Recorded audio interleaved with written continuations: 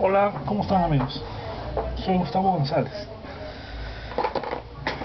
Bien, Miguel Ángel. Entonces tenemos aquí a Miguel Ángel en este perfil que él hace para el estudio de la Sibila líbica. Un detalle del estudio de la Sibila líbica. Es un rostro que ya hicimos en el canal. Lo hicimos, bueno, no me acuerdo en realidad si es público, pero sí recuerdo que ya lo he hecho.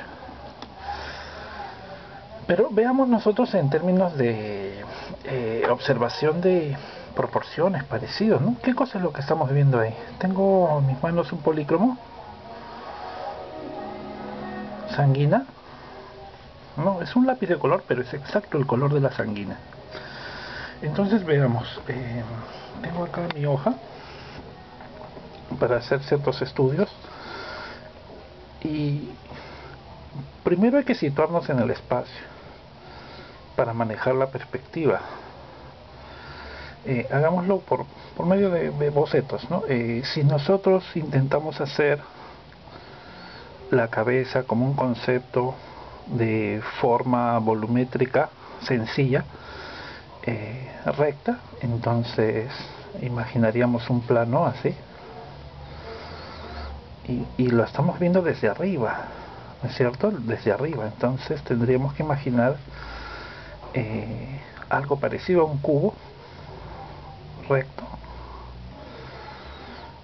con las líneas en fuga así y para este lado así, ¿no? Y lo estamos viendo un poco desde arriba, así de esta manera, plano recto, solamente vemos hasta la mitad, ¿no?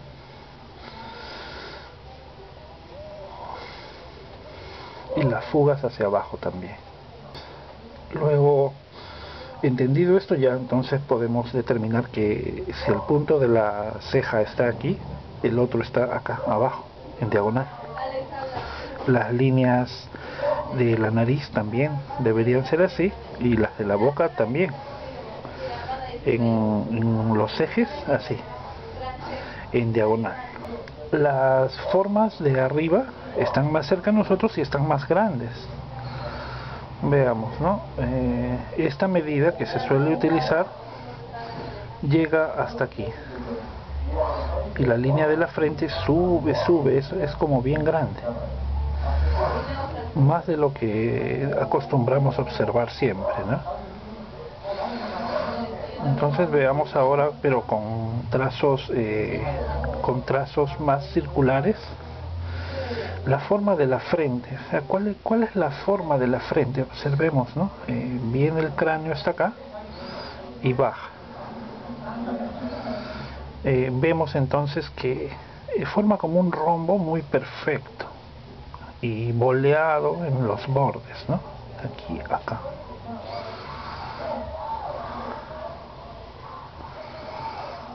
¿No? Da esta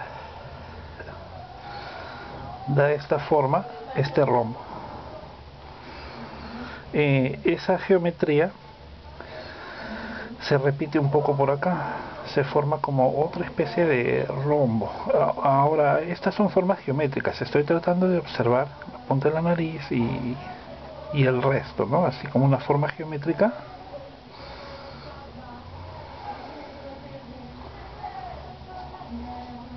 Que es el recurso para obtener el parecido. Ver las partes con respecto al todo. Ahora, lo que es un poco complejo es manejar esta idea abstracta cuando tenemos un rostro, porque lo querramos o no, el ojo, la nariz, boca, es decir, esas partes, esas facciones, lo que hacen es influenciarnos en gran medida. Al decir que nos influencian, me refiero a que están haciendo que solamente nos enfoquemos en ellas y el resto de elementos o incluso las partes que son más abstractas, no figurativas, pues ya no podemos valorarlas, evaluarlas, ¿no? Entonces hay una técnica que sería la de generar así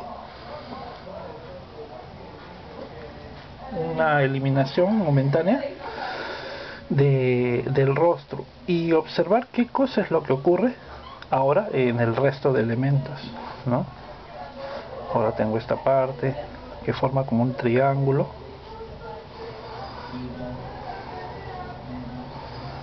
¿no? Sí estoy consciente que es una idea muy extraña, ¿no? Querer observar algo figurativo como si fuera abstracto. Por eso es que lo llamábamos paradoja, ¿recuerdan? La paradoja del dibujante realista.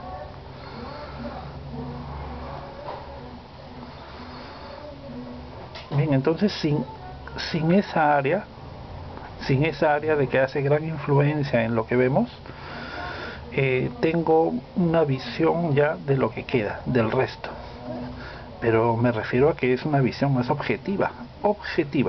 Ya digamos que la parte sentimental, simbólica, ya no entra en mi apreciación. Bien. Ahora, claro, el dibujante académico se forma por la práctica constante ese tipo de visión inicial. No es hasta el final, no se perpetúa ese tipo de visión abstracta, ¿no? Es solamente inicial. Nos va a servir para dar esta gráfica inicial, sobre la cual ya se va a sustentar, ya ahora sí, la visión un poco más orgánica, pero sobre estas formas ya concretas, ¿no? Esto es lo objetivo, digamos, ¿no? Lo que está ocurriendo aquí en el papel plano. Otras cosas ahí que son interesantes, por ejemplo, es estos tamaños, ¿no? El tamaño de la frente es grande. Ahora comparémoslo, este dato, comparémoslo con el que está retirado, alejado. Acá es pequeñísimo el mentón. Entonces el mentón es pequeñísimo. Vamos a graficarlo un poco acá. No, este es el mentón.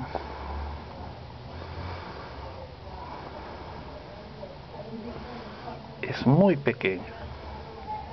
Qué hermoso es el color de la sanguina.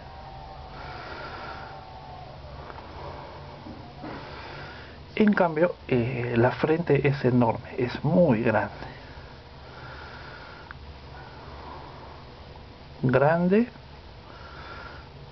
Grande, pequeño, ¿no? Esa relación. Si usted es capaz de observar esa diferenciación, entonces ya su mente está proporcionando. La mente está proporcionando. Luego las partes medias, ¿no? Vemos que el ojo también es enorme y está muy pegado al nivel de la nariz, el ojo, ¿no? Ya vimos la diagonal acá, esta diagonal que se forma aquí.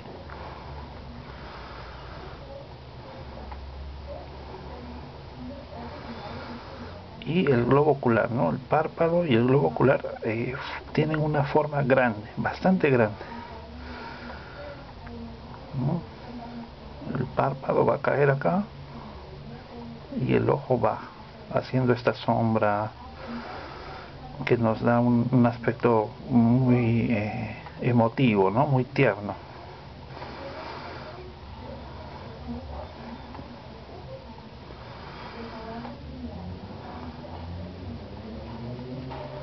Y luego la nariz. Acá estos canales de músculos y huesos. Y la nariz tendría que quedar por acá, cerca pues al globo ocular, aquí con los párpados.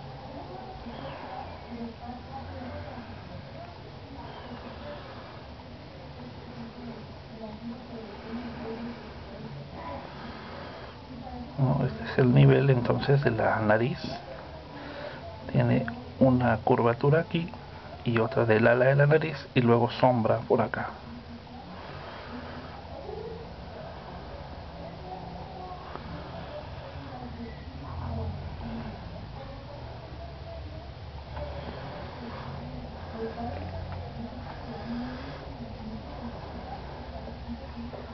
Bien, y de ahí la boca. La boca entonces hace una diagonal hacia abajo, bien rotunda, muy fuerte.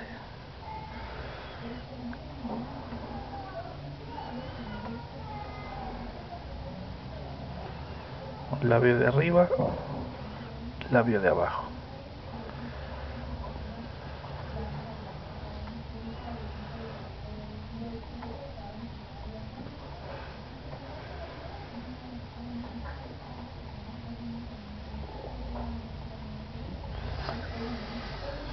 Bien, estas partes por último, ¿no? Las partes del párpado que baja hacia el malar, este hueso de acá, conecta, y luego acá es piel, ¿no? Pero por debajo están los músculos de los cigomáticos, porque este es el hueso cigomático que va hacia atrás, por eso tiene una sombra aquí, ¿no? Se marcan entonces así fuerte las secciones en volumen, porque cambian los planos muy fuerte.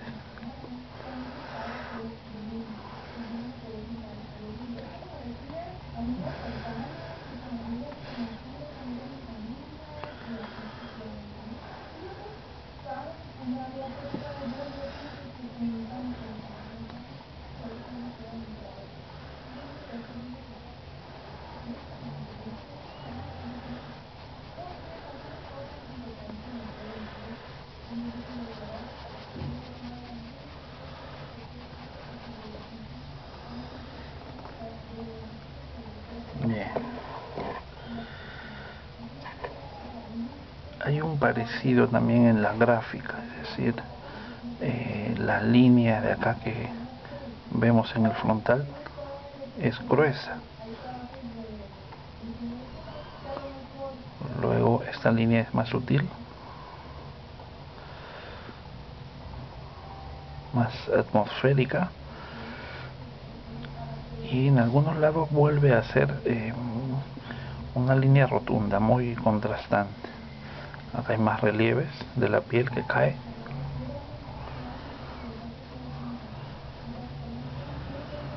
Y en las sombras suele oscurecerse un poco más el contorno.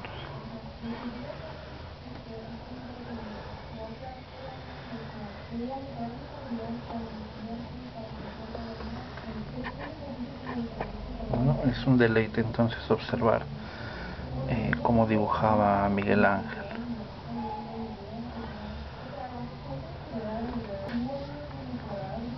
Estas formas entonces, una vez que ya mezclamos esa primera parte abstracta con esta parte que es más realista, evaluamos todo, ¿no? Si el parecido se está dando, incluso si el gesto, el efecto de la vida emocional, ¿no? Del personaje que estamos dibujando es similar. Esa tal vez es la parte más difícil, ¿no? Cómo hacer sentir que de repente esta persona está reflexionando profundamente o tiene un dolor íntimo, todo eso por medio del dibujo, ¿no? Bien, estas partes son interesantes trabajar.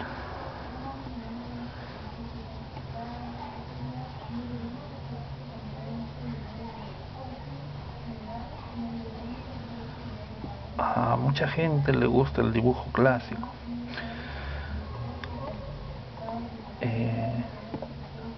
En Italia, ¿no? Les gusta mucho aún ahora, ¿no? Se reaviva esa afición por este tipo de dibujo, ¿no? De vez en cuando me escribe alguien que quiere el curso de el trazo clásico, pero me dice si está en italiano, y mi material sobre todo está en castellano, pero los blogs sí tienen traducción automática, entonces es cuestión solamente de traducir las páginas en un blog y luego ya el Google se encarga de hacer la traducción automática, ¿no? Que bueno, no es perfecta, pero puede ser útil. No, es lo que hice con el curso piel. Había un alumno, pintor ya, italiano, y para él, o sea, específicamente para él, hice el curso. Fue un curso online, pero hicimos un blog donde montábamos ahí todas las clases, los videotutoriales y se podía traducir, ¿no? Muy bien, acá entonces estos detalles últimos. Muy bien, no lo extiendo más entonces el vídeo. Es un rostro difícil en su proporción porque la perspectiva es desde arriba, ¿no? Muy bien, les mando un abrazo. Vean los enlaces para que tengan información del taller. Hasta luego.